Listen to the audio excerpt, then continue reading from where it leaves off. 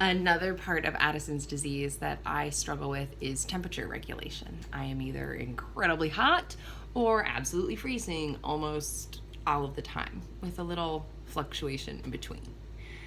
My rule of thumb is pretty much to just live in layers. In my car, I have so many different blankets and shawls and coats and socks, and people have even benefited from that when I'm out places and they don't have warm clothing. I'm like, I have it in my car.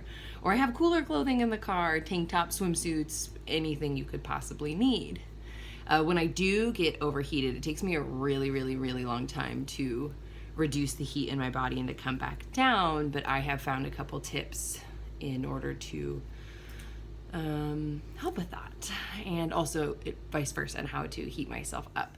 So when I am overly heated, my first rule of thumb is if I can get a hold of some iced salt water, I go for that.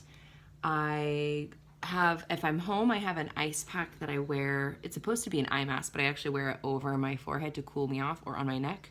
A friend of mine also gave me this cooling gel thing that you like soak in water and the beads expand, and then it stays cool for a really long time, so I can wear that around my neck.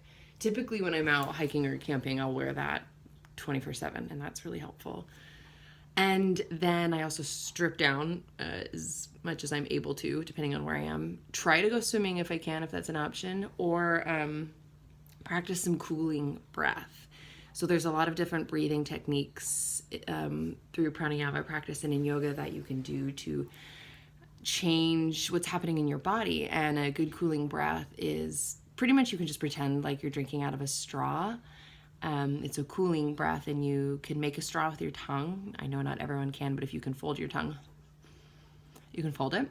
And then you suck through that like a straw, and slow, deep breaths through that, in through the mouth and then out through the mouth. And that can get some cooling air coming in directly through your body. You can actually feel the cooling begin. So if you fold your tongue, you can suck in that way. But if you aren't able to fold your tongue, you can just purse your lips like you are drinking out of a straw for a cooling breath.